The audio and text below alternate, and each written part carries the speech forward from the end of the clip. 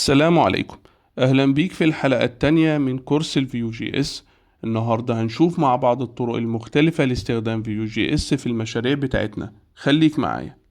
أبسط طريقة لاستخدام فيو جي اس هي بدون استخدام بيلد تول، عن طريق استخدامها مباشرة في ملفات ال HTML بتاعتنا. وزي ما انت شايف عن طريق حاجة اسمها CDN قدرنا نسحب نسخة كاملة من فيو جي اس.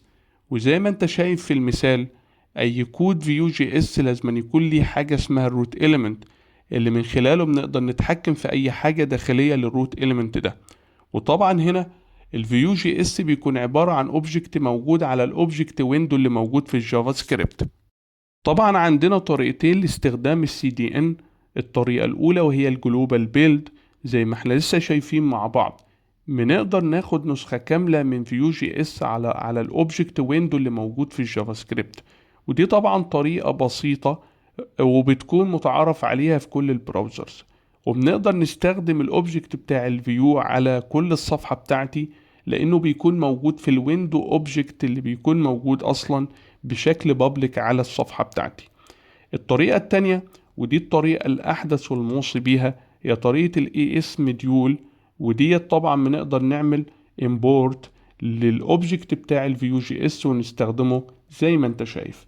ودي طبعا زي ما قلنا الطريقة الموصي بيها لأنها أحدث وأنظف بالنسبة لشغل الجافا سكريبت. وزي ما انت شايف قدرنا نستخدم Vue.js بطريقة بسيطة من غير أي بيلد تول. ولكن ده مش بيخلينا ناخد كل المميزات اللي احنا عايزينها في Vue.js. علشان كده احنا بنستخدم البيلد تول لأسباب مختلفة. أول حاجة اللي هو احنا بنستفيد بما يسمى السنجل فايل كومبوننت. ودي زي ما احنا شرحناها في الفيديو الأولاني، بنقدر نكتب كل حاجة في وان كومبوننت منفصلة مستقلة ذاتيا. وكمان بنقدر نقسم الابليكيشن بتاعنا لمجموعة من الكومبوننتس، فده بيدينا تنظيم اكتر وبيدينا استراكشر اعلى علشان نقدر نكبر بعد كده بالمشروع او بالكود بتاعنا. الحاجة التانية بنستفيد منها هي حاجة اسمها الهوت مديول، علشان اي تغيير بيحصل معايا يسمى على طول في البراوزر علشان نشوف التغييرات دي بشكل مستمر. كمان ودي الحاجة المهمة جدا هو ما يسمى البرودكشن بيلد. بعد ما بخلص اصلا المشروع بتاعنا بنروح نعمل حاجة اسمها برودكشن فيرجن علشان نبدأ بعد كده نعتمده في اللايف بتاعي او نرفعه على السيرفر بتاعي. وده طبعا بيديني حاجات او امكانيات بنكونوا محتاجينها، زي ان هو بيعمل لي اوبتمايزيشن، بيعمل لي بندل اصلا للملفات بتاعتي، كمان بيعمل لي مينيفاي. وده كله بيخلي لي الكود الى حد ما سكيور، علشان مش اي حد بيقدر يفهم بعد كده الملفات ديت بعد ما بيحولها التولز المختلفة اللي احنا هنستخدمها في عملية البيلد، زي الفيت او الويب هوك. وطبعا الريكومندد او الاحدث هي الفيت ان شاء الله. عشان نقدر نعتمد طريقة البيلد تول في بناء المشروع بتاعنا، لازما أول حاجة نتأكد إن النود جي اس بالنسبة لنا متسطبة. والنود جي اس هنقدر نعرف هي موجودة ولا لأ. زي ما انت شايف هنعمل نود داش في، فلو ظهر فيرجن معين يبقى هي متسطبة، ما ظهرش هنروح نسطبها من الموقع الرسمي، وهتلاقي عندك اللينك موجود في الديسكريبشن. بعد ما هنسطب النود جي اس طبعا عندنا طريقة بسيطة جدا عشان نكريت أول مشروع لفيو جي اس. وزي ما انت شايف قدامك ال npm create view latest. وطبعا زي ما احنا هنستخدم الليتست فيرجن من فيو جي اس واللي هو حاليا 3، برضه هنستخدم او هنحاول نستخدم الليتست فيرجن من نود جي اس. واحنا من كريت المشروع بتاعنا لأول مرة فهيطلب مني مجموعة من الأسئلة. أول حاجة هو إيه البروجكت نيم بتاعك، وبعد كده هيقول لك هتستخدم تايب سكريبت ولا لأ. فطبعا احنا في الكورس بتاعنا مش هنستخدم تايب سكريبت. بعد كده بيقول لك هتستخدم حاجة اسمها الجي اس اكس، ودي طريقة بيديك فيها إمكانية إنك تستخدم الكود بتاع ال HTML عن طريق الكود بتاع ال HTML عن طريق الجافا سكريبت. ولكن احنا هنستخدم حاجة اسمها التمبلت، وده الافتراضي اللي موجود عندنا في فيو جي اس. ده هو الأبسط والريكومندد علشان يكون في عملية فصل ما بين ال HTML والجافا سكريبت. كمان بيقول لي هتستخدم حاجة اللي اسمها الفيو راوتر.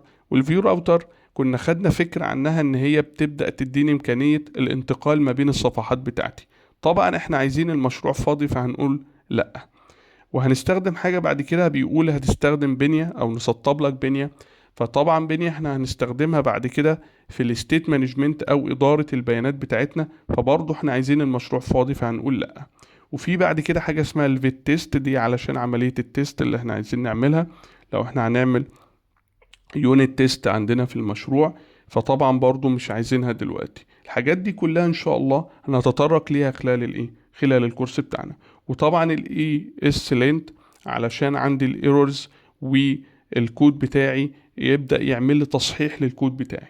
وبريتر علشان موضوع الفورماتنج، لو انا عايز نعمل فورماتنج او بيساعدني ان انا اظبط الفورماتنج عندي في الكود. دي كلها حاجات هنقول طبعا نقول كل الحاجات ديت علشان احنا عايزين المشروع بتاعنا فاضي ونبدأ نشوف ايه هو المكون الاساسي اللي هنبدأ عليه ان شاء الله. من انشاء المشروع دلوقتي احنا عايزين نتفاعل مع المشروع بتاعنا ونبص على الملفات بتاعته، فلازم نستخدم اديتور معين يساعدنا في ده. فطبعا الريكومندد اديتور اللي احنا هنستخدمه هو فيجوال ستوديو كود. طبعا تقدر تستخدم الاديتور اللي انت عايزه، مفيش اي مشكلة.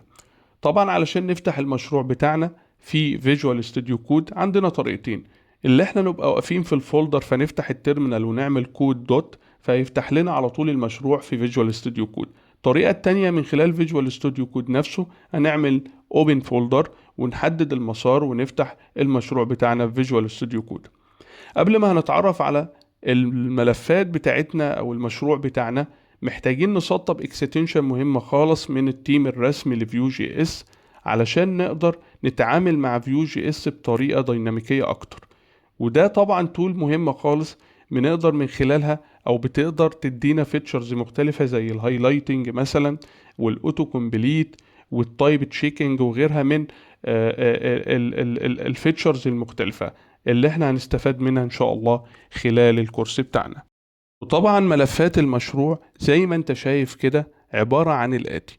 أول حاجة الاندكس HTML، ودي الصفحة الوحيدة اللي موجودة عندي في الابليكيشن كله، لأن احنا كنا قايلين قبل كده الفيو جي اس بتعمل لنا ما يسمى السنجل بيج ابليكيشن، لأن كل الابليكيشن بيران على سنجل بيج واحدة فقط، وكل التغييرات اللي هتتم داخليا هتتم من خلال كود الفيو جي اس. علشان كده احنا عندنا الاندكس HTML اللي بيكون فيها الروت إيليمنت اللي اتفقنا قبل كده ان لازم نحدده لفيو جي اس علشان يرندر فيه كل الكومبوننت اللي احنا هنستخدمها ان شاء الله خلال الكورس.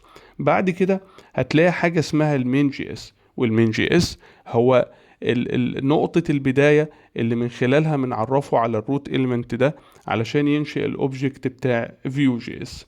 بعد كده عندنا الاب فيو، والاب فيو هي المين كومبوننت اللي من خلالها بيبدأ المشروع بتاعنا. وطبعا هيبقى فيه كومبوننت فرعية بعد كده هنقدر ان احنا نعمل لها انتجريشن مع المين كومبوننت دي. وبعد كده عندنا فولدر اسمه الكومبوننتس اللي بطبيعة اسمه كده هننشئ جواه الكومبوننتس المختلفة اللي هنستخدمها ان شاء الله في المشروع. وطبعا عندنا برضو الباكج جيسون، وده من خلاله هنمانج اللايبريز بتاعتنا اللي هنستخدمها ان شاء الله خلال المشروع. كذلك عندنا الفيت كونفيج فايل اللي هو هيبدأ نستخدمه في عملية البيلد علشان بعد كده نعمل بندل للملفات بتاعتنا ونرفع على البرودكشن. كل ده هنشوفه خلال المشروع. طبعا علشان تبدأ تشوف المشروع بتاعك على البراوزر هتعمل انستول الاول للمديولز بتاعتك، وبعد كده هتران الكوماند بتاع npm run dev هيفتحه لك على اللوكال هوست. وبكده مبروك عليك اول مشروع شغال على جهازك.